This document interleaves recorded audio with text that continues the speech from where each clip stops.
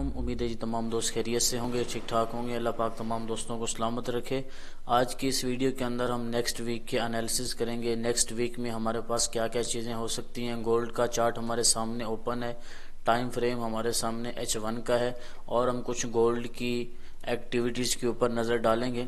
सबसे पहले आप एक चीज़ देखें कि हमारे पास गोल्ड ने एक हाई लगाया था, वो था हमारा 2942 का जोन था। और उसके बाद डेली के टाइम फ्रेम में अगर आप देखते हैं तो यहाँ पर हमारे पास एक मिटिगेशन भी बना था और मिटिगेशन के बाद अब हमारा जो रिवर्सल का जोन है वो ये वाला है। हमारे पास यहाँ से एक रिवर्सल का जोन बन सकता है। इस टाइम गोल्ड मौजूद है 2883 पे और हमारा जो डेली का मिटिगेशन है ये मौजूद है 2890 के करीब। तो यहाँ से मार्केट डेली की मिटिगेशन को क्लियर करेगी और उसके बाद एक वीक के अंदर हमारे पास जो ज़्यादा चांस है, क्योंकि हमारे पास बाय साइड के अंदर काफ़ी ज़्यादा लिक्विडिटी है, जिसमें हमारा यहाँ पर एक यूनिकॉर्न मॉडल है जो कि 2900 से 2915 का जोन है। इसके अलावा हमारे पास H1 का ऑर्डर ब्लॉक भी पेंडिंग में है। अब ये ऑर्डर ब्लॉक इसलिए वैलिड है क्योंकि ये स्ट्रक्चर शिफ्ट होने के बाद बना है। स्ट्रक्चर शिफ्ट होने के बाद जो PDRS बनते हैं वो काफ़ी ज़्यादा वैलिड होते हैं और यहाँ पर हमारा change in state of delivery भी हुआ था, तो ये भी हमारा एक स्ट्रॉन्ग जोन है। अब यहाँ कहीं से हमें गोल्ड के अंदर एक अच्छी रिवर्सल देखने को मिल सकती है, यानी कि नेक्स्ट वीक हमारा जो गोल्ड का सेलिंग जोन होगा वो होगा 2900 से लेकर 2926 तक।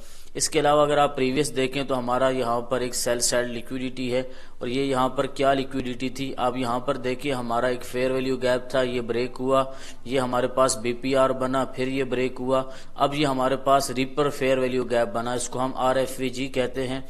और इस रिपर फेयर वैल्यू गैप की मार्केट ने यहाँ पर लिक्विडिटी क्लियर की और यहाँ से बाय साइड की तरफ रिवर्सल किया। तो ये हमारे हैं नेक्स्ट वीक के एनालिसिस। ऐसा ही अगर हम डेली के अंदर आते हैं तो डेली में हमारे पास काफ़ी ज़्यादा कन्फर्मेशंस हैं सेलिंग की। अब उसका रीज़न मैं आपको बताता हूँ। ये डेली का टाइम फ्रेम हमारे सामने ओपन है।